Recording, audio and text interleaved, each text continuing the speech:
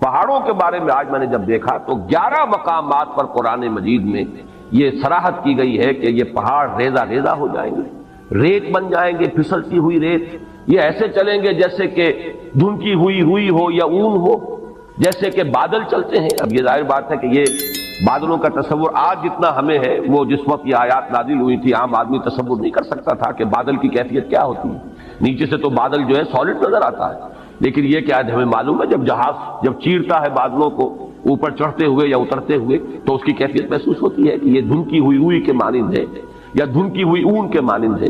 تو پہاڑوں کے بارے میں قیامت میں جو کچھ ان کا معاملہ ہونے والا ہے یہ بہت تفصیل سے آیا ہے۔ میں ذرا تیزی کے ساتھ آپ کو وہ مقامات جو ہیں وہ گنوا دیتا ہوں۔ سورۃ المرسلات جو ابھی زیادہ دیر نہیں ہوئی کہ ہم نے پڑھی تھی، اس میں فرمایا وَإِذَا الْجِبَالُ نُسِفَتْ، جبکہ یہ پہاڑ جو ہے یہ ریزہ ریزہ کر دیے جائیں گے۔ سورۃ النبا میں آ چکا ہے وَسُيِّرَتِ الْجِبَالُ فَكَانَتْ سَرَابًا، یہ پہاڑ چلائے جائیں گے اور یہ ریت بن جائیں گے، اور ریت چمکتی ہوئی ریت، جیسے کہ کہیں صحرا کے اندر ریت چمکتی ہے تو سراب محسوس ہوتا ہے کہ جیسے پانی ہے، یہ پہاڑ بھی اس شکل کے ہو جائیں گے۔ سورۃ الکہف میں فرمایا وَيَوْمَ نُسَيِّرُ الْجِبَالَ، جس دن کہ ہم پہاڑوں کو چلائیں گے۔ سورہ طٰہٰ میں فرمایا وَيَسْأَلُونَكَ عَنِ الْجِبَالِ، یہ پوچھتے ہیں آپ سے پہاڑوں کے بارے میں، فَقُلْ يَنسِفُهَا رَبِّي نَسْفًا، کہہ دیجئے یہ پہاڑ تمہیں کو بڑی شے نظر آ رہے ہوں گے لیکن میرا رب تو ان کو ریزہ ریزہ کر دے گا۔ سورۃ النمل میں فرمایا وَتَرَى الْجِبَالَ تَحْسَبُهَا جَامِدَةً وَهِيَ تَمُرُّ مَرَّ السَّحَابِ، تم دیکھ رہے ہو پہاڑوں کو اور سمجھتے ہو بڑی ٹھوس چیز ہے، یہ تو بہت ہی مضبوط شے ہے، بڑی جامد شے ہے، جمی ہوئی شے ہے، اس کے کہیں جنبش کھانے کا کیا سوال۔ لیکن قیامت کے روز دیکھو گے کہ یہ جیسے بادل چلتے ہیں ایسے یہ پہاڑ چل رہے ہیں۔ سورۃ الطور میں فرمایا یوم تمور السماء مورا وتصیر الجبال سیرا، جس میں زمین کانپے گی، لرزے گی۔ یہ زلزلہ الساعہ جو ہے، زمین کا کانپنا اور زمین پر ایک زلزلہ آنا، یہ تو بہت مرتبہ آیا ہے۔ وتصیر الجبال سیرا، اور چلیں گے یہ پہاڑ جیسے کہ چلتے ہیں، ایسے ہی نہیں، یعنی یہ کہ یہ کوئی محاورہ یا استعارہ نہیں ہے، بالفعل جیسے کہ چلا جاتا ہے، یہ مفعول مطلق ہے۔ اسی طرح سورۃ الواقعہ میں فرمایا اذا رجت الارض رجا وبست الجبال بسا، سورہ حاقہ میں فرمایا وحملت الارض والجبال فدکتا دکتا واحدہ، یہ زمین پہاڑوں سمیت اٹھائی جائے گی اور پھر پٹک دی جائے گی جیسے کہ پٹکا جاتا ہے ایک ہی بار، اور گویا کہ اس طرح اس سے وہ چپٹی ہو جائے گی۔ اس کی لمبائی کی جو گولائی کہہ لیجئے اس وقت ہمارے علم میں ہے، کوئی اس کے اندر جیسے سورہ طٰہٰ میں آیا ہے لا تری فیہا عوجا ولا امتا، نہ کوئی اونچان اور نیچان نظر آئے گی اور نہ کوئی موڑ، کہیں بھی کوئی کجی نہیں ہوئی۔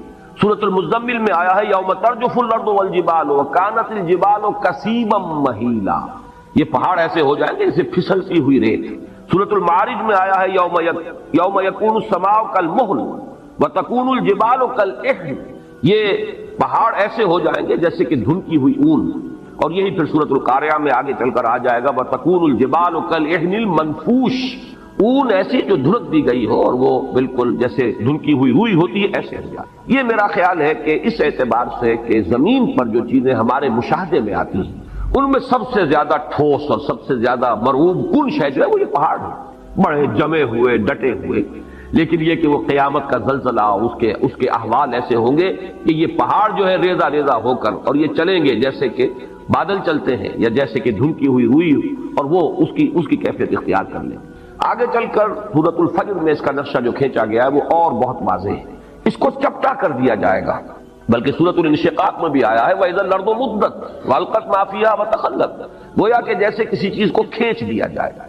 اگر کوئی گیند ہو اور اس گیند کو آپ کھینچیں گے تو وہ چپٹی ہو جائے گی، اس کی گولائی ختم ہو جائے گی اور وہ لمبان کے اندر بڑھتی چلی جائے گی۔ وَإِذَا الْأَرْضُ مُدَّتْ وَأَلْقَتْ مَا فِيهَا وَتَخَلَّتْ، اب ظاہر بات ہے جب کسی ایسی شے کو کھینچا جائے گا تو اس کے بطن میں جو کچھ ہے اس کی اس موٹائی کے اندر وہ باہر نکل آئے گا۔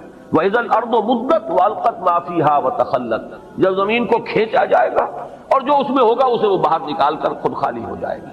سورۃ الفجر میں نقشہ کھینچا گیا ہے کہ جیسے کہ یہ پہاڑ اور یہ زمین کوٹ کوٹ کر ریزہ ریزہ کر کے برابر کر دی جائے گی، اور پھر یہیں پر وہ حشر کا میدان یہی ہوگا، قصہ زمین برسر زمین طے ہوگا، جو اعمال اس زمین پر کمائے گئے ہیں ان کا حساب کتاب یہی ہوگا۔ اور ایک خیال آتا ہے واللہ عالم، میں اسے کسی سوچی سمجھی رائے کا جو ہے اظہار نہیں کر رہا ہوں، لیکن ان تمام چیزوں کو جمع کیا جائے تو ہمیں معلوم ہے کہ زمین کا جو اصل نیوکلیس ہے وہ تو دہتا ہوا لاوا ہے، آگ ہے۔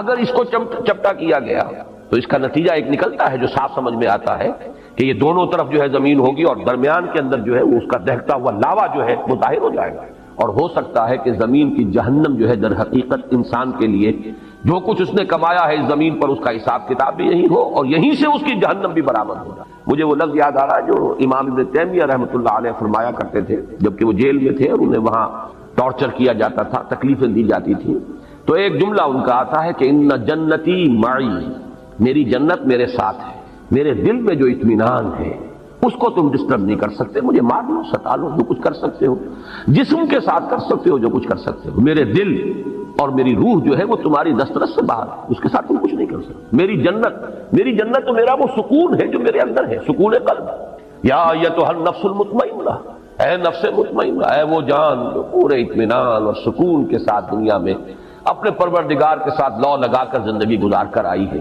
اور اس نے بدلتے ہوئے حالات سے زیادہ تاثر قبول نہیں کیا ہے، کچھ آ گیا صبر کیا ہے، کچھ تکلیف آ گئی صبر کیا ہے، بڑے اطمینان کے ساتھ صبر و ثبات کا مظاہرہ کیا ہے، کچھ اللہ کی طرف سے آسانی اور کشادگی آ گئی، اللہ کا شکر ادا کیا، دونوں حالتوں میں یکساں۔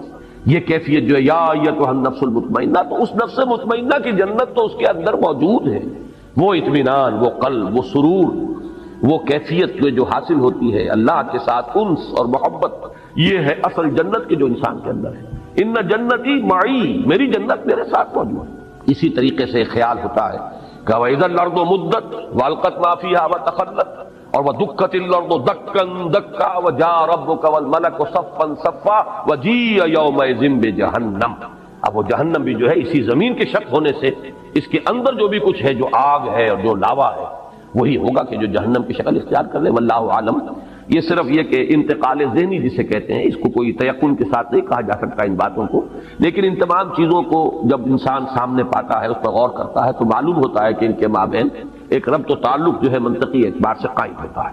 تو فرمایا وَإِذَا الْجِبَالُ سُيِّرَتْ، جبکہ یہ پہاڑ چلائے جائیں، وَإِذَا الْعِشَارُ عُطِّلَتْ، عشار جمع ہے عشرا کی، عشرا جو ہے اس اونٹنی کو کہتے ہیں جو گابن ہو، حاملہ ہو اور 10 مہینے اس کے حمل پر بیت چکے ہیں، گویا کہ وضع حمل قریب۔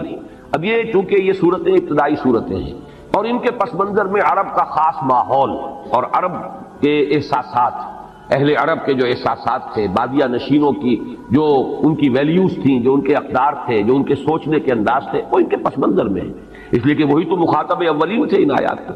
عربوں کے ہاں سب سے بڑی دولت، جیسے کہ وہ آج بھی آپ کو معلوم ہے کہ ہمارے ہاں بلوچستان وغیرہ کے علاقے میں تو دولت کس شے کا نام ہے، مال کسے کہتے ہیں، بھیڑ بکریوں کا غلہ ہی مال، تو ان کے ہاں بھی یہی چیزیں تھیں اصل دولت، اور اونٹ ان میں بڑی قیمتی شے، اور ایسی اونٹنی کے جو گابن ہے جو اب بچہ دینے والی ہے، وہ تو پھر اس کے بعد دودھ بھی ملے گا، اور یہ کہ ایک اللہ تعالیٰ کی طرف سے احسان ہونے والا ہے، تو وہ انتہائی محبوب شے تھی، اس کی پوری وہ ٹہل اور سیوا کرتے تھے، حفاظت کرتے تھے، ایسے نہیں کہ ادھر ادھر کھلا چھوڑ دیں، اس کی پوری طریقے سے خدمت ہوتی تھی۔ تو وہ ہے عشرا، 10 مہینے جس کے ہو گئے، اور اشار اس کی جمع ہے۔ فرمایا وَإِذَا الْإِشَارُ عُطِّلَتْ، جبکہ وہ 10 ماہ کی حاملہ اور گابن اونٹنیاں جو ہے وہ ایسے ہی پھر رہی ہوں گی کہ ان کی طرف کسی کو کوئی توجہ نہیں ہوگی، جیسے کہ ان کی طرف کوئی التفات ہی نہیں، کسی کو ہوش ہی نہیں۔ یہ بالکل وہی نقشہ ہے جو سورہ حج کے شروع میں کھینچا گیا، یوم تذہل کل مرضعۃ عما ارضعت وتضع کل ذات حمل حملها، جس دن دودھ پلانے والی مائیں بھول جائیں گی اپنے دودھ پیتے بچوں کو، یعنی انسان کے اندر جو عواطف ہیں، جو میلانات ہیں، جو احساسات و جذبات ہیں، ان میں ماں کی محبت اور اس کے اندر جو شدت ہوتی ہے جو اللہ نے رکھی ہے، اس کے بغیر کیسے پرورش ہو سکتی ہے بچوں کی۔ پھر یہ کہ خاص طور پر دودھ پیتا بچہ، اس کے لیے جو رحمت اور مودت اور شفقت اور عنایت اور التفات کی کیفیت ہے، لیکن یہ تذہل کل مرضعۃ عما ارضعت، جس کو دودھ پلاتی ہوگی بھول جائے گی۔ اور یہ نقشہ ہمارے ہاں آ چکا ہے، اوجڑی کیمپ کا جو حادثہ ہوا تھا، تو پنڈی کی جو خبریں آئی تھی راولپنڈی شہر کی، ان میں وہ چیزیں آئی تھی، آپ کو یاد ہوگا کہ مائیں چھوڑ گئی بچوں کو، بھول گئی اپنے بچوں کو، جب آتی ہے وہ دہشت کی کیفیت اور اپنی جان پر بنی ہوتی ہے تو پھر بھول جاتی ہے۔ اور یہ گویا کہ کسی کے یعنی جذبات کے اندر وہ یعنی محو ہو جانے کا اور اپنی کیفیت ہی کے اندر پوری طریقے سے کھو جانے کی آخری کیفیت ہے کہ ماں اپنے دودھ پیتے بچے کو بھول جائے، یہی کیفیت وہاں ہے۔ وَإِذَا الْإِشَارُ عُطِّلَتْ، جبکہ یہ 10 ماہ کی گابن اونٹنیاں بھی کھلی پھری ہوں گی، پھر رہی ہوں گی، کوئی ان کا والی وارث نہ ہوگا۔ وَإِذَا الْوُحُوشُ حُشِرَتْ، اور جبکہ درندے وحوش یہ جمع کر دیے جائیں گے، یہ بھی ایک عام مشاہدہ ہے کہ جب کوئی ایسی آفت عرضی آتی ہے کہ سب کو جان کے لالے پڑے ہوں، تو یہ درندے جو ایک دوسرے کے دشمن ہیں، وہ حیوانات، کہ ایک بکری اور شیر ہو سکتا ہے کہ وہ ساتھ ساتھ کھڑے ہوں اور بیٹھے ہوں، اور وہ شیر بکری کو کچھ نہ کہہ رہا ہو۔ سیلاب کے زمانے میں عام مشاہدات آئے ہیں کہ سانپ نہایت زہریلے، اور انسان ایک ہی تختے کے اوپر چلے آ رہے ہیں تیرتے ہوئے، اور سانپ جو ہے انسان کو نہیں کاٹ رہا، اور نہ انسان سانپ کو کچھ کہہ رہا ہے، اس لیے کہ پڑی ہوئی ہے، اپنی جان پر بنی ہوئی ہے۔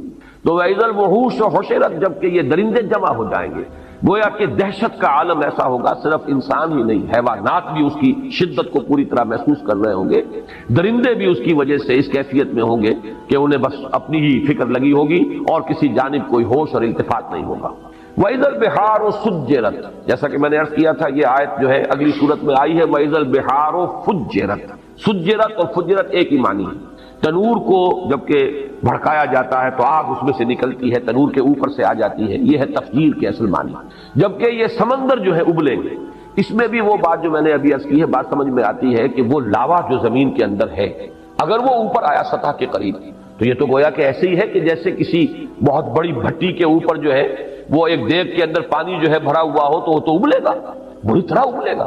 تو یہ سمندر جو ہے، یہ ان کے نیچے اگر وہ زمین کا جو کور ہے زمین کا، اس میں اندر جو آگ ہے، جو لاوا ہے، جو حرارت ہے، وہ اگر اس زمین کے چپٹا ہونے کی وجہ سے اور اس کے کھینچے جانے کی وجہ سے وہ اوپر آئے گا، تو گویا کہ سمندر جو ہے یہ تو ان کڑھاؤں کے مانند ہو جائیں گے جن میں پانی بھرا ہوا، ان کے نیچے آگ دہکا دی گئی ہے۔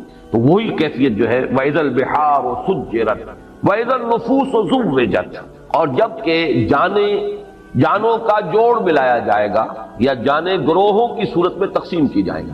اس زوجت کے دو معنی کیے گئے ہیں، ایک تو یہ کہ جان، ظاہر بات ہے کہ وہ جان تو نکل چکی ہوگی، انسان جب دفن ہوں گے تو ان کا جو بھی مادہ تخلیق ہے وہ تو زمین میں ہے، ہمارے تمام اجزاء تحلیل ہو کر زمین ہی میں ہوں گے، لیکن جان تو نہیں ہوگی، جان تو ہماری وہاں سے نکال دی گئی تھی۔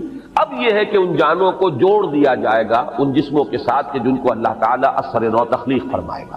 ایک مفہوم تو یہ لیا گیا ہے جبکہ جان اور جسم کا جوڑا ملا دیا جائے گا، جوڑ ملا دیا جائے گا، فَإِذَا النُّفُوسُ زُوِّجَتْ۔ دوسرے معنی یہ لیے گئے ہیں جیسے کہ وَكُنْتُمْ أَزْوَاجًا ثَلَاثًا، سورۃ الواقعہ میں آیا ہے، گروہوں میں تقسیم ہو جائے گا۔ بڑی بڑی تقسیم تو تین گروہ ہیں، ایک وہ ہے فَالسَّابِقُونَ السَّابِقُونَ أُولَٰئِكَ الْمُقَرَّبُونَ، وہ تو اللہ کے مقرب بندے ہیں، بہت آگے نکل جانے والے سابقون۔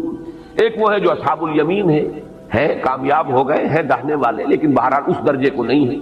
اور تیسرے اصحاب الشمال ہے، جہنمی ہیں جن کو سزا دی جائے گی۔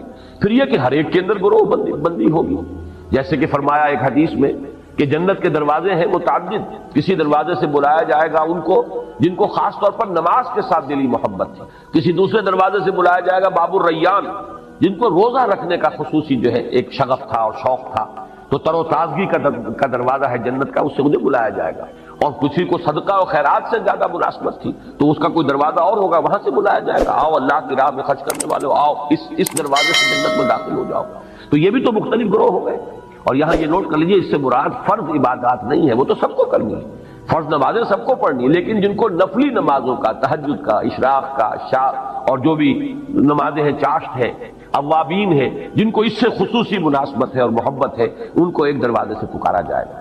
روزے جو ہے رمضان کے تو سب کو ہی رکھنے ہیں، لیکن یہ کہ نفلی روزوں کا جنہیں ذوق ہے اور شوق سے جو رکھتے ہیں ان کو دوسرے دروازے سے باب الریان کہا گیا ہے، تر و تازگی کا، اور بڑا اس کے اندر مناسبت ہے اس کے نام کی، اس سے کہ روزے میں آدمی سوکھ سا جاتا ہے، ہونٹوں پر پپڑیاں آ جاتی ہیں اور ویسے بھی چہرہ سوکھ جاتا ہے، ڈی ہائیڈریشن ہوتی ہے، لہذا ان کو جس دروازے سے اندر جنت میں داخل ہونے کی دعوت دی جائے گی وہ باب الریان ہے، وہ تر و تازگی کا دروازہ ہے، اس لیے کہ وہ جو روزے کی خشکی کہہ لیجئے یا روزے کا وہ جو سوکھ جانا ہے اور ڈی ہائیڈریشن ہے، گویا کہ اس کا جو اب یعنی بدل ملنے والا ہے وہ ہے تر و تازگی۔ تو یہ مختلف گروہوں کے اندر اہل جنت بھی منقسم ہوگی۔ پھر اہل جنت کے درجات ہیں، جیسے کہ حضور نے فرمایا کہ ادنا درجے کا جنتی اپنے سے اوپر کے درجے کے جنتی کو ایسے دیکھے گا جیسے تم زمین پر بیٹھ کے ستاروں کو دیکھتے ہو۔ تو اذن نفوس و زوجت کے دو معنی ہو گئے، ایک تو یہ کہ جانیں جسموں کے ساتھ جوڑ دی جائیں گی، جوڑے ملا دیے جائیں گے ہر جان کے ساتھ اس کے جسم کا۔ دوسرا یہ کہ گروہوں میں منقسم کر دیں گے، کنتم ازواجا ثلاثا وَإِذَا الْمَوْءُودَةُ سُئِلَتْ بِأَيِّ ذَنبٍ قُتِلَتْ۔ اب یہاں سے بات چل رہی ہے آگے، گویا کہ اب میدان حشر ہے، عدالت خداوندی اب لگ گئی، اس میں جو محاسبے ہونے ہیں، جن گناہوں کے اوپر پکڑ ہونی ہے، ان میں یہاں ایک بڑی جذباتی بات کا تذکرہ کیا جا رہا ہے. یہ وعد، واو وا اور حمزہ اور دال، وعد، اسی سے یہ جو اس کا مفعول ہے موعودہ، وہ بچی جو زندہ درگور کر دی گئی، جو عرب کا بدترین رواج تھا. بچیوں کو پیدا ہوتے ہی وہ گلا گھونٹ کر مارا، یا یہ کہ گڑھا کھودا، اس میں ڈالا اور اس کے اوپر سے مٹی ڈال کر برابر کر. صاف نظر آ رہا ہے کہ ایک شخص جو ہے قبر میں پاؤں ڈالے ہوئے، قبر میں جو ہے پاؤں لٹکائے ہوئے بیٹھا ہے، لیکن دولت کی محتاج، وہ جو حرص ہے اس کی، الہاکم التکاثر حتی زرتم المقابر، وہی ہے یہ تکاثر در حقیقت. اعلموا انما الحیات الدنیا لعب، لعب اگرچہ کہا گیا کھیل، مراد کیا ہے؟ وہ بچپن کی زندگی کا دور، ولہو اس کے بعد وہ نوجوانی کا دور، وزینۃ جوانی کا دور، وتفاخر بینکم وہ جوانی اپنی پوری شدت کو، شباب اپنی پوری طاقت کو آ رہا ہے. اس کے بعد ڈھلوان شروع ہوئی، وتکاثر فی الاموال والاولاد. اب تمثیل پر غور کی، کمثل غیث اعجب الکفار نباتہ ثم یہیج فتراہ مصفرا ثم یکون حطاما. یہ وہی سائیکل، انسانی زندگی کا یہ سائیکل ہے. بچپن ہے، پھر اس کے بعد نوجوانی ہے، جوانی ہے، پوری طاقت کو پہنچنا ہے، شدت کو پہنچنا ہے، حتی اذا بلغ اشدہ، اور پھر اس کے بعد بڑھاپا ہے، ادھیڑ عمر ہے، بڑھاپا ہے. اسی طریقے سے یہ ایک نباتاتی سائیکل چل رہا ہے. کمثل غیث جیسے مثال ہے بارش کی. اعجب الکفار نباتہ، یہاں پہ کفار کے لفظ کو اس کفر کے ساتھ اب سمجھ لیجئے. کفر کے لغوی معنی میں نے آپ کو بتایا تھے، دبا دینا، چھپا دینا. اور یہاں تقریباً اجماع ہے مفسرین کا، یہاں کفار سے مراد وہ کافر نہیں ہے کہ جو اللہ کا انکار کرے، یا رسول کا، یا آخرت کا، یا قیامت کا، یا قرآن کا. کفار سے مراد یہاں ہے جو کاشتکار ہے، اس لیے کہ کاشتکار بھی زمین میں بیج ڈالتا ہے، بیج کو دباتا ہے، پھر وہاں سے کھیتی جو ہے لہلہائے گی اور ابھرے گی. تو کمثل غیث جیسے زراع کا لفظ آیا ہے سورہ فتح کے آخر میں، زراع اعجب یعجب الزراع، جس کو کہ جب بارش ہوتی ہے اور کھیتی جو ہے اپنی سوئی نکالتی ہے اور وہ چھوٹی چھوٹی سی پتیاں سامنے نمودار ہوتی ہے، تو کاشتکار کا دل باغ باغ ہو جاتا ہے. وہاں پر بھی یہ لفظ آیا تو فرمایا کمثل غیث اعجب الکفار نباتہ، بارش سے جو نباتات کا جو ظہور ہوا اس سے وہ کاشتکار کا دل باغ باغ ہو جاتا ہے. ثم یہیج، پھر وہ اپنی پوری قوت پر آتی ہے وہ کھیتی. حاجہ یہیجو جو ہے یہ آتا ہے کسی چیز کے جوش مارنے کے لیے، چنانچہ کہا جاتا ہے حاجت دم، خون نے جوش مارا. حاج الفحل، نر اونٹ جو تھا وہ جوش میں آیا، بفر گیا. حیجت یا حیجت الشر والحرب والبعیر، کسی شے کو جوش دلانا، یہ حیج یحیج تحییجا آتا ہے. اسی کو نوٹ کیجئے کہ ایک لفظ اردو میں مستعمل ہے، اس کا مادہ ہیجان، ہیجان کی کیفیت، ہیجانی کیفیت. یہ حاجہ یہیجو سے لفظ ہیجان ہے کہ جو ہماری ادبی جو لٹریری اردو ہے بہرحال اس کے اندر بہت معروف ہے. تو یہاں فرمایا کہ کھیتی ظاہر ہوئی، بارش ہوئی تھی. اب آپ نے دیکھا کہ اس کے بعد ہریاول جو ہے، سبزہ جو ہے معلوم ہوتا ہے کہ اس جو بالکل بے آب و گیا ریت پڑا ہوا تھا، بے آب و گیا مٹی تھی، اس کے اندر اب سبزہ نمودار ہو گیا. پھر اس کے بعد ثم یہیج، پھر وہ فصل جو ہے لہلہاتی ہے، اپنی پوری قوت کو آتی ہے، جوش مارتی ہے. فتراہ مصفرا، پھر تم دیکھتے ہو زرد. کچھ دیر کے بعد اب وہ چاہے گھاس بھی تھی، وہ کچھ عرصے کے بعد وہ گھاس جو ہے وہ زرد پڑ جائے. کھیتی بھی جب پختگی کو آتی ہے، اب جیسے کہ گیہوں کی فصل ہے، شروع میں تو وہ بڑا ہریالی کا منظر نظر آئے گا، لیکن جب فصل پکنے پہ آئے گی ثم تراہ فتراہ مصفرا، تو تم اس کو دیکھتے ہو کہ اب وہ زرد پڑ گئی. ثم یکون حطاما، پھر وہ فصل کٹ گئی تب بھی. اور اگر صرف چراگاہ کی دنیا میں آپ کو معلوم ہے کہ بہت بڑے بڑے رقبے ہیں چراگاہوں پر مشتمل، کوئی فصل نہیں ہوتی وہاں. یہ سارا سینٹرل ایشیا کے جو پلینز ہیں ایشیا کے، وہ بہت بڑے رقبے جو ہے اس طرح کے ہیں، جو سٹیپس کہلاتی ہے کہ جو یہ سطح مرتفع کی جو ڈھلوانے ہوتی ہیں جن پر سب سے زیادہ قوی لوگ پیدا ہوتے ہیں. یہ تمام لوگ جو پہاڑی سطح مرتفع کے علاقوں کے رہنے والے، یہ منگولز بھی وہیں کے تھے. پھر اسی طریقے سے یہ مرہٹا جو ہے ہندوستان کے اندر، یہ بھی وہ سطح مرتفع دکن کی جو ہے اس کے لوگ ہیں کہ ان کے ہاں بس کام یہی ہے کہ وہ ان کے جو بھی جانور ہیں، وہ بارش ہوئی اور وہ سبزہ ہوا اور اس کے اوپر وہ چرتے پھر رہے ہیں. اور باقی یہ کہ اس گھوڑے کے اوپر سوار ہو کر یہی قبائل تھے کہ جو پھر نکلتے تھے تو دنیا میں کوئی ان کا مقابلہ نہیں کر سکتا. وہ اٹیلا ہو، وہ چنگیز ہو، کہاں سے چل کر کہاں پہنچا ہے. یہ تمام کے تمام یہ حقائق جو ہے ہسٹوریکل ایچ جی ویلز نے بڑی خوبصورتی سے بیان کی ہے. بہرحال یہاں پر یہ دیکھیے کہ اس کے بعد کیا ہوتا ہے، وہ سبزہ بھی ہے تو پھر کچھ عرصے کے بعد وہ دھوپ کی وجہ سے وہ جل جائے گا، زرد ہو جائے گا اور وہ بھربھرا سا ہو کر پھر وہ پاؤں تلے روزہ جائے گا اور کچھ عرصے کے بعد مٹی ہو کر مٹی میں مل جائے گا، پھر اس کا کوئی وجود ہی نہیں ہوگا۔ وہ سبزہ، وہ ہریالی، وہ تر و تازگی وہ ختم ہوئی، پھر معلوم ہوا کہ پھر وہی خاک اڑ رہی ہے، پھر وہی ویرانی ہے، پھر وہی ریگزار کا ایک منظر ہے۔ اور چونکہ عرب کا پس منظر ہے خاص جس میں کہ یہ قرآن مجید نازل ہو رہا ہے، تو یہ پورا کا پورا اس کا پس منظر واضح ہو گیا۔ تو جیسے یہ سائیکل ہے، اب ہمارے ہاں فصلوں کا معاملہ ہوتا ہے، بیج ڈالا ہے، باقاعدہ فصل ہوئی ہے، لیکن وہاں بھی تو یہ ہوگا، فصل جب کٹ جاتی ہے تو کیا ہوتا ہے؟ اس کے بعد تو وہاں پر یہی ہے کہ کچھ تھوڑا بہت جو ہے وہ اڑتے پھر رہے ہیں، وہ تنکے ہیں کہ جو توڑی کے تنکے ہیں، توڑی بھی اگر فرض کی جمع کر لی گئی ہے تو کہیں کہیں جو اس کے باقیات الصالحات ہیں وہ ہے، ہوا انہیں لیے پھر رہی ہے۔ اب وہ منظر خوشنما نہیں رہا۔ یہ سائیکل ہے نباتاتی جو اس دنیا میں چند مہینوں کی سائیکل ہوتی، لیکن یہ کہ انسان کی زندگی کا یہی سائیکل ہے، جس گھر میں بھی نئی ولادت ہوئی ہے، بچہ پیدا ہوا ہے، خوشی کے شادیانے بجائے جا رہے ہیں، خوشیاں منائی جا رہی ہیں، پھر وہ بچہ بڑھا ہوتا ہے، پھر اس میں طاقت آتی ہے، وہ جوانی کو پہنچتا ہے، اس کی امنگیں ہیں، اس کے ولولے ہیں، اس میں تفاخر پیدا ہوتا ہے، زینت و تفاخر، پھر یہ کہ اس کی جو ہے ایک ڈھلوان آتی ہے۔ اب چہرے پر بھی زردی آتی ہے، فتراہ مصفرن، چہرے پر جھریاں پڑ رہی ہیں، بال جو ہے سیاہ نہیں رہے، سفید ہو گئے ہیں، ہو کے آخر کار بڑھاپا آئے گا، موت آئے گی اور وہ قبر میں اتار دیے جائیں گے اور کچھ عرصے کے بعد مٹی ہو کر مٹی میں مل جائیں۔ تو یہ ہے وہ سائیکل، ہیومن لائف سائیکل، اور یہ ہے وہ نباتاتی سائیکل جو ہے بوٹینیکل سائیکل۔ ان دونوں میں بڑی گہری مناسبت ہے، اور اس آیت کریمہ کا جو اصل حسن ہے معنوی وہ اسی میں مضمر ہے کہ یہ سٹیجز ہیں۔ اعلموا انما الحیات الدنیا لعب ولہو وزینۃ وتفاخر بینکم وتکاثر فی الاموال والاولاد کمثل غیث اعجب الکفار نباتہ ثم یہیج فتراہ مصفرا ثم یکون حطاما۔ یہ ہونا ہے ہر ایک کے ساتھ، بادشاہ کے ساتھ بھی ہونا ہے، فقیر کے ساتھ بھی ہونا ہے، گدھا کے ساتھ بھی ہونا ہے، محلوں میں رہنے والوں کے ساتھ بھی ہونا ہے، جھوپڑیوں والوں کے ساتھ بھی ہونا ہے۔ ان کی بھی زندگی بالآخر ختم ہوگی، وہ بھی مٹی ہو کر مٹی میں ملیں گے، ان کی بھی زندگی ختم ہوگی اور یہ بھی مٹی میں ہو کر مٹی مل جائیں گے۔ لیکن وفی الآخرۃ عذاب شدید ومغفرۃ من اللہ، وہاں ہے دوام مستقل، وہ جو انجام آئے گا آخرت میں یا تو پھر عذاب ہے بہت سخت، وفی الآخرۃ عذاب شدید ومغفرۃ من اللہ ورضوان، اور پھر دوسری شکل ہے اور مغفرت اللہ کی طرف سے اور اللہ کی رضا۔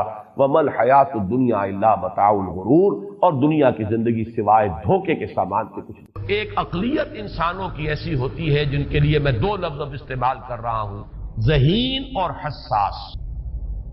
ذہین اور حساس لوگوں میں قبض اور بسط کی کیفیت، یہ مختلف سائیکلز ہیں جو آتی ہیں۔ کبھی طبیعت میں پشمردگی ہے، دل بجھا ہوا سا ہے، کچھ نا امیدی سی ہے، خود اپنے اوپر اعتماد کی کمی محسوس ہو رہی ہے، مجھ میں صلاحیت نہیں ہے، میں کچھ نہیں کر سکتا، اب تک جو کچھ کیا کبا بھی ہے، امنگ بھی ہے، امید بھی ہے، روشن پہلو نظر آ رہے ہیں۔ قبض کی کیفیت میں تاریک پہلو نظر آتے ہیں، مایوسی کے پہلو نظر آتے ہیں، پیسیمزم کی کیفیت، اور یہ جو بسط کی کیفیت ہے اس میں روشن پہلو۔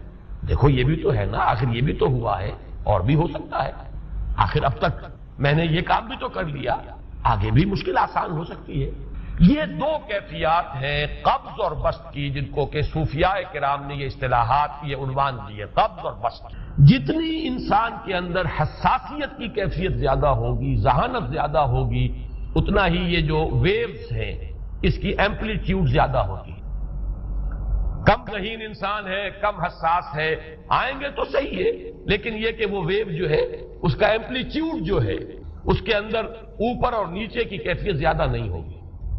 لیکن جتنا یہ معاملہ بڑھتا ہے یہ جو ویو ہے اس کی ایمپلیٹیوڈ بڑھتا چلا جاتا۔ لیکن نارمل انسان کا معاملہ یہ ہے کہ یہ حدود کے اندر رہے، اسی کی ایک کیفیت جو ہے اب نارمل جب ہو جاتا ہے، یہی ہے جو جدید ہماری جو سائیکولوجیکل میڈیسن ہے اس میں اسے مینیکس ڈپریسو سائیکوسس کہا جاتا ہے۔ مایوسی ہوئی تو اتنی ہوئی کہ جیسے کمر ٹوٹ کر رہ گئی، اور اسی ڈپریشن میں ہوتی ہے خودکشیاں، خودکشی کر جاتا ہے ڈپریشن۔ کچھ روشن پہلو نظر ہی نہیں آ رہا، کوئی امید کا پہلو نظر ہی نہیں آ رہا، کوئی صورت نظر نہیں آتی، کوئی امید بر نہیں آتی، کس طرف جاؤں کدھر دیکھوں کسے آواز دوں، اے ہجوم نامرادی دل بہت گھبرائے ہے۔ اور جب آدمی محسوس کرتا I can't face these realities، یہ commits suicide۔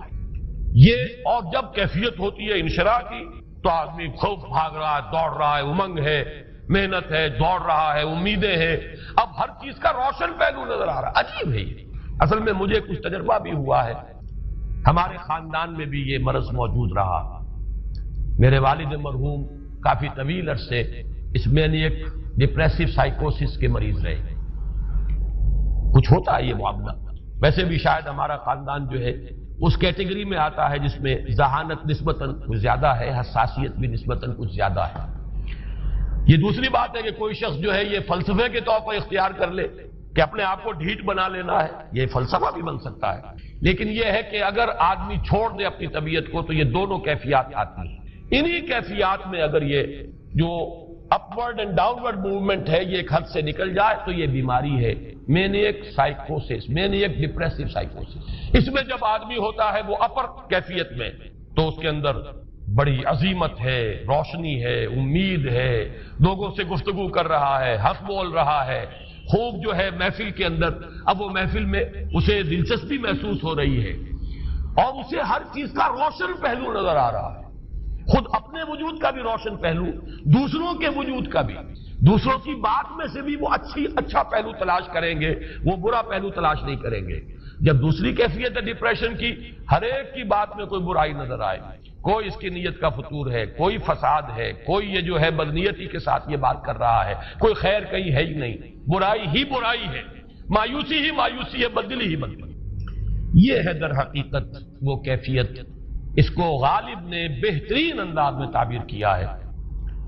ذہین اور حساس انسانوں میں ان کی جو ترقی ہے وہ انہی مراحل سے ہو کر گزرتی ہے، اور ہر ڈپریشن کے بعد، ڈپریشن میں اس لفظ سینس میں استعمال نہیں کر رہا، یعنی بیماری کی حد تک پہنچنے والی ڈپریشن نہیں، صرف قبض کی حد تک پہنچنے والا معاملہ۔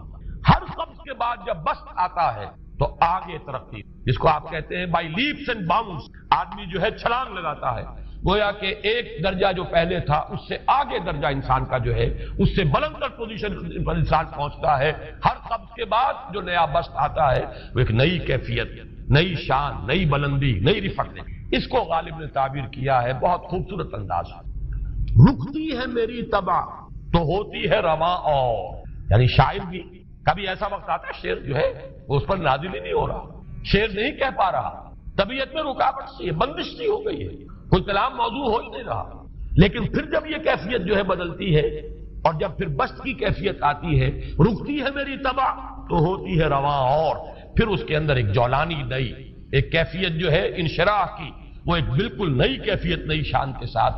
یہ ہے وہ معاملہ جو ان آیات مبارکہ کے پس منظر میں اقبال نے جو تصور پیش کیا تھا اس پر عملی جدوجہد کے لیے حزب اللہ قائم ہوئی۔ نوٹ کر لیجئے 11 برس کا فرق ہے عمر کا علامہ اقبال کے اور ابوالکلام کے، اور 1913 میں جب حزب اللہ قائم کی ہے اس وقت علامہ اقبال کی ملی شاعری اپنے عروج کو پہنچ چکی تھی۔ پھر یہ کہ علامہ اقبال کے بعد تعبیر جو ہے اس کام کی وہ ابوالکلام نے کی، لیکن روایتی علماء کی شدید مخالفت کی وجہ سے وہ بددل ہو کر چھوڑ گئے، کانگریس میں شامل ہو گئے، بساط جو ہے حزب اللہ کی انہوں نے لپیٹ دی۔ پھر مولانا مودودی آئے، انہوں نے وہ ڈور جو ہے اس کا سرا تھاما، جماعت اسلامی قائم کی حکومت الہیہ ہی کے قیام کے لیے، اگرچہ میرے نزدیک یہ کہ وہ انتخابی اور ایک قومی سیاست کی ایک جماعت بن کر پاکستان میں جو ہے دلدل میں پھنس گئی ہے۔ اب ہم اس کی کوشش کر رہے ہیں، تنظیم اسلامی اور یہ تحریک خلافت جس کے تحت یہ جلسہ ہو رہا ہے، یہ ساری چیزیں وہ ہیں کہ آپ کو سوائے پاکستان کے اور کہیں نہیں ملیں گی پوری۔ معلوم ہوتا ہے کہ پاکستان کو بہت بڑا رول پلے کرنا ہے اس میں، اور اس کے ساتھ اب جمع کر لیجئے افغانستان کی عمارت افغانستان، اسلامی عمارت افغانستان قائم ہو چکی ہے۔ یہ پچھلے 20 سالوں میں جو کچھ وہاں ہوتا رہا ہے اس سے پہلے تصور نہیں ہو سکتا تھا۔ کابل جو ہے وہ تو جیسے پیرس کا تمدن تھا ویسے کابل کا تھا، وہی لباس، وہی سکرٹس۔ یہاں جب آئے تھے شاہ ظاہر شاہ سرکاری دورے پر تو ان کی جو ملکہ صاحبہ تھی ان کے ساتھ اسکرٹ میں ملبوس تھی۔ کابل جو ہے وہ بالکل ایک پیرس کی طرح کا شہر تھا۔ آج کابل جو ہے جا کر دیکھیے، علامہ اقبال کے فرزند بھی دیکھ کر آئے ہیں، تو اگرچہ وہ خود میں سمجھتا ہوں کہ خاصے انہیں آپ لبرل کہیں، آزاد خیال کہیں، لیکن اس درجے متاثر ہو کر آئے تھے کہ انہوں نے یہ کہا افغانستان میں جو میں نے حالات دیکھے ہیں کہ اگر 2-4 اور مسلمان ملکوں کے اندر یہ نظام قائم ہو جائے تو پوری دنیا مسلمان ہو جائے گا۔ یہ سب کچھ کیسے ہو رہا ہے؟ یہ آنے والے دور کی جھلکیاں ہیں۔ Coming events are casting their shadows before. یہ سب بتا رہے ہیں کہ پاکستان افغانستان کو مل کر اس میں کوئی عظیم رول پلے کرنا ہے، اور اس کے ضمن میں اب میں علامہ اقبال کے بارے میں آخری بات کہہ رہا ہوں۔ علامہ اقبال کے بارے میں عام یہ خیال ہے، انہوں نے اپنے خطبات میں مہدی کا اور نزول مسیح کا، حالانکہ میں کل پڑھ رہا تھا مولانا سید احمد اکبر آبادی رحمۃ اللہ علیہ کا ایک مقالہ ان کا کہ علامہ اقبال نے ابن خلدون کے بارے میں یہ کہا ہے کہ مہدی کا اور نزول عیسیٰ کا دونوں کا انہوں نے انکار کیا ہے، حالانکہ ابن خلدون نے نزول عیسیٰ کا انکار نہیں کیا، صرف مہدی کا انکار کیا ہے۔ بہرحال علامہ اقبال نے خطبات میں انکار کیا ہے، لیکن یہ کہ اپنی شاعری کے اندر میں چیلنج کرتا ہوں کسی بڑے سے بڑے اقبال شناس کو، ان کا یہ شعر ذرا سنیے: خضر وقت از خلوت دشت حجاز آید بروں، کارواں زی وادی دور و دراز آید بروں۔ خضر وقت، امام وقت، رہنمائے وقت، قائد وقت، خلوت دشت حجاز، حجاز کی صحرا کی کسی خلوت گزینی سے نکل کر باہر آئیں گے۔ میں حیران ہوتا ہوں علامہ کے اس فکر پر اور اس مصرے پر۔ یہاں انہوں نے شیعہ اور سنی دونوں کے کانسیپٹ جمع کر دیے۔ شیعہ کا کانسیپٹ یہی چھپے ہوئے کسی غار میں وہاں سے برآمد ہوں گے، اور ہمارا کانسیپٹ میں ام سلمہ رضی اللہ تعالیٰ عنہ کی حدیث سنا چکا، چھپے ہوئے ہوں گے وہ وہاں پر، مدینے سے نکل کر آ کر مکے میں چھپ جائیں گے۔ اس خانہ جنگی کی حالت میں لوگ ان کی طرف دیکھ رہے ہوں گے، سوچتے ہوں گے انہیں میدان میں آنا چاہیے، کوئی پارٹ پلے کرنا چاہیے، امت کی رہنمائی کرنی چاہیے، لیکن وہ چھپیں گے، وہ کارے ہوں گے، وہ اس ذمہ داری کو قبول نہیں کرنا چاہیں گے، جا کے چھپ جائیں گے مکے میں، وہاں سے مکے والے انہیں نکالیں گے، اور وہ کارے ہوں گے، انہیں بالکل یہ پسند نہیں ہوگا کہ یہ ذمہ داری اٹھائیں۔ تو خضر وقت از خلوت دشت حجاز آیت بروں، کارواں زی وادی دور و دراز آیت بروں۔ کارواں جو چلے گا ان کی مدد کے لیے اس وادی دور و دراز، اس زی عظیم وادی دور و دراز، یہ وادی سندھ ہے۔ وادی سندھ جو ہے ہم سمجھتے ہیں کہ صرف یہ پاکستان اور پنجاب جو ہے یہ اس میں شامل ہے، سندھ اور پنجاب نہیں، افغانستان کا پورا مشرقی علاقہ اس میں شامل ہے۔ جیسے دریائے جیلم سندھ میں جا رہا ہے، جیسے دریائے گلگت سندھ میں آ کر ملتا ہے، جیسے دریائے چناب اور راوی اور جیلم اور یہ سب جا رہے ہیں اور آ رہے ہیں، اسی طرح دریائے کابل کہاں سے آ رہا ہے، دریائے گومل کہاں سے آ رہا ہے، ٹوچی کہاں سے آ رہا ہے، یہ سارا جو ہے ڈرین جو ہو رہا ہے ایسٹرن جو ہے پارٹ آف افغانستان، یہ سب وادی ہے۔ اس وادی کے یہ دو حصے ہیں، ایک حصہ جو ہے یہ ادھر پاکستان میں ہے اور اسی وادی کا دوسرا حصہ جو ہے وہ افغانستان میں ہے۔ کارواں زی وادی دور و دراز آیت بروں، کارواں چلے گا یہاں سے، یخرج ناس من المشرق یؤتون للمہدی یعنی سلطان ہی، مشرق سے فوجیں چلیں گی کہ جو مہدی کی حکومت قائم کریں گی، اور یخرج من خراسان رایات و سود، اور خراسان سے سیاہ پرچم چلیں گے کہ جن کا رخ کوئی موڑ نہیں سکے گا، حتیٰ تنصب ایلیا، یہاں تک کہ وہ جا کر یروشلم کے اندر نصب ہو جائے گا۔ حضرات، میں ایک میری گفتگو کا حصہ باقی تھا لیکن میں اسے چھوڑ رہا ہوں، اس لیے کہ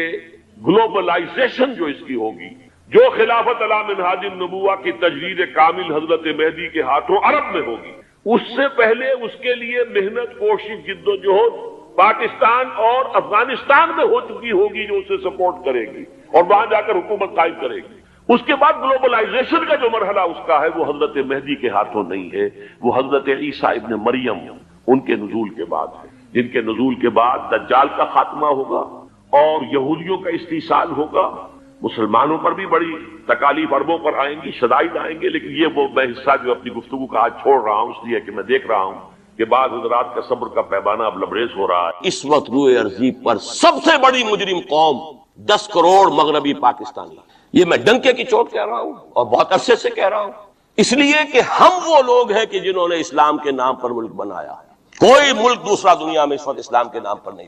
ہم وہ لوگ ہیں پاکستان بنانے کے لیے لاکھوں جانیں مسلمانوں کی کلمہ گوؤں کی گئیں اور ہزاروں عصمتیں لوٹی، اور نہ معلوم کتنی مسلمان لڑکیاں اور عورتیں جو ہے رہ گئی پھر بھی ہمیشہ سکھوں کے پاس، اور وہ آئی نہیں پاکستان اس اسلام کے نام پر۔ اور کیا کیا ہے ہم نے؟ 46 برس ہو گئے، اس کہاں اسلام ہے؟ لہذا اس سے بڑی مجرم قوم عربوں کے بعد ہم یہ کہہ سکتے ہیں ہمارا عام آدمی قرآن نہیں پڑھتا، قرآن جانتا نہیں، ٹھیک ہے، اپلی ہے کچھ نہ کچھ، اس اعتبار سے ان کے بعد نمبر ہمارا ہے، لیکن باقی پوری دنیا کے مسلمانوں سے بڑھ کر مجرم، اور ہم اصل میں نہ صرف یہ کہ خود اپنے حصے کے مجرم ہیں، بھارت کے مسلمانوں کا بھی سارا وبال ہماری گردن پر ہے۔ آج میں چاہتا ہوں کہ اس کو آپ اچھی طرح نوٹ کر لیں۔ بھارت کے مسلمانوں نے، جسے آپ فرض کفایہ کہتے ہیں، نماز جنازہ فرض کفایہ، چند لوگوں نے بھی کسی مسلمان کی نماز پڑھ لی تو سب کی طرف سے ادا ہوگی، کسی نے بھی نہیں پڑھی تو سب مجرم ہو جائیں گے، بستی کے سب لوگ مجرم ہیں۔ بھارت کے مسلمانوں نے فرض کفایہ ادا کیا جب پاکستان بنوا دیا آپ کو، اور اس کی قیمت آج بھی وہ دے رہے ہیں۔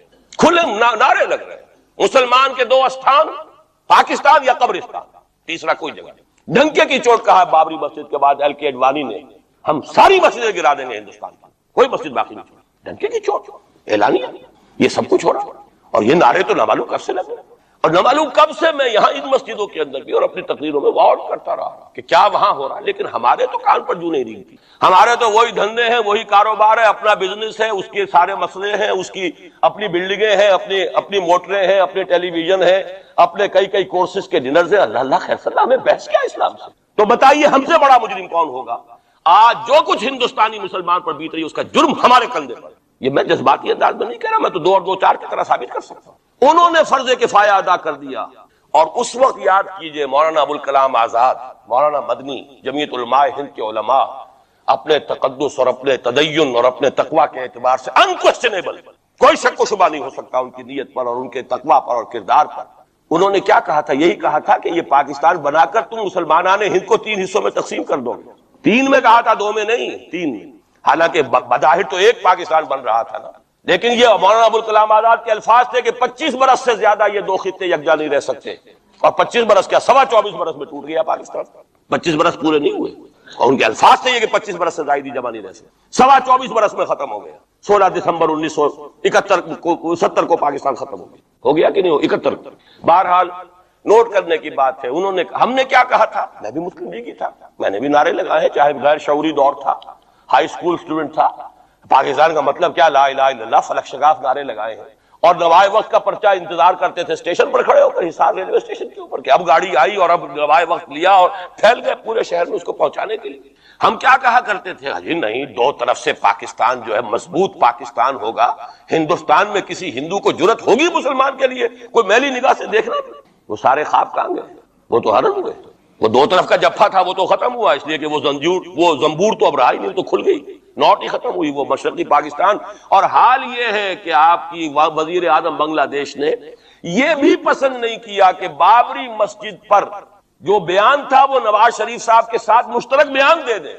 یہ اشتراک بھی دنیا کے سامنے نہ آ جائے کہ مشرقی پاکستان سابقہ اور اس وقت بنگلہ دیش کی وزیر اعظم، اور مغربی پاکستان جو اب وٹ ریمینز آف پاکستان کے تحت صرف پاکستان ہے، اس کے وزراء اعظم نے مشترکہ بیان دے دیا۔ یہ بھی نہیں آنا چاہیے، یہ حال ہے ہمارا۔ حالانکہ بات اپنی جگہ پر کوئی ایسی نہیں تھی، کوئی سیاسی نہیں، ایک مذہبی معاملے کے اوپر اظہار رائے کرنا تھا۔ انہوں نے کہا نہیں، آپ کے ساتھ مشترک بیان میں نہیں دوں گی، نہیں دیا۔ تو وہ جو تھا 2 طرف سے جفا، وہ تو سن 71 میں کھل گیا۔ جو ہمارا حال ہے وہ تو ہونا ہی تھا۔ یہ ملک بنا اسلام کے نام پر، اس کا استحکام ہو سکتا تھا تو صرف اسلام کی بنیاد پر ہو سکتا تھا۔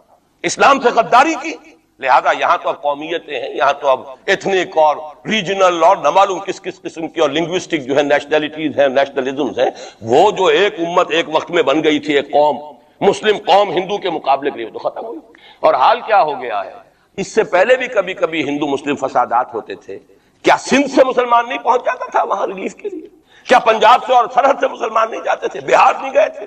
کیا کانپور کی مسجد شہید ہوئی تھی 1915 میں تو پوری ہندوستان سے مسلمان نہیں پہنچ گئے؟ آپ کیا کر رہے ہیں؟ مندر گرا دیے، یہاں بڑی بہادری کا کام کیا، مندر گرا دیا، شرم سے ڈوب مرنے کا مقام ہے۔ یہاں بھی گویا کہ ہم اپنے عمل سے اسلام کی مخالفت کر رہے ہیں۔ اسلام تو اجازت نہیں دیتا، آپ کسی اور کے جرم کی سزا کسی اور شخص کو نہیں دے سکتے۔ ہمارے پاس تو یہ سیکریٹ ٹرسٹ ہیں، یہ لوگ ذمہ، وہ اپنے آپ کو منواتے نہیں، لیکن ہمارے تصور سے، اسلام کے تصور سے ذمہ ہے۔ ان کی جان، مال، عزت، آبرو، ان کی عبادت گاہوں کی حفاظت کا ذمہ ہے ہمارا۔ ایک بڑی بہادری کی ہے، ذرا سوچئے تو صحیح، کیا دنیا نے سوچا ہوگا؟ اور نتیجہ کیا نکلا؟ اگر کسی درجے میں بھی بابری مسجد کی شہادت پر کوئی دنیا میں کوئی رائے عامہ ہو سکتی تھی کوئی ہندوستان کے خلاف، ختم ہو گئی۔ جو انہوں نے کیا 10 گنا تم نے کر لیا۔ انہوں نے ایک مسجد گرائی ہے، تم نے اتنے 100 کہتے ہیں، پتہ نہیں، مجھے تو معلوم نہیں 100 گرائے کتنے گرائے ہیں، بہرحال جتنے مندر تھے تم نے گرا دیے۔ فرق کیا ہے؟ ایک کردار ہے تمہارا، ایک ہی تمہارا اخلاق ہے، ایک ہی تمہارا معیار ہے، کوئی فرق ہی نہیں۔ بلکہ وہاں تو کم سے کم یہ تو ہے، دنیا کی آنکھوں میں دھول ڈالنے کے لیے کم سے کم یہ کہ فورن منسٹری جو ہے اس نے ریزائن کیا، ہم نے مان لیا جی ہم نہیں کر سکے، ہم مجبور ہیں۔ حالانکہ سب ان کی اجازت سے ہوا ہے، بلکہ ان کی ملی بھگت سے ہوا ہے، لیکن یہ کہ کلیان سنگھ نے فوراً استعفیٰ دے دیا، منسٹری ختم۔ پھر وہ بھارت کی مرکزی حکومت نے اور بھی پارٹیز کو بھی بین کر دیا، اور اس کے بعد یہ ہے کہ انہوں نے حکومتیں بھی 3 اور صوبوں کی توڑ دی۔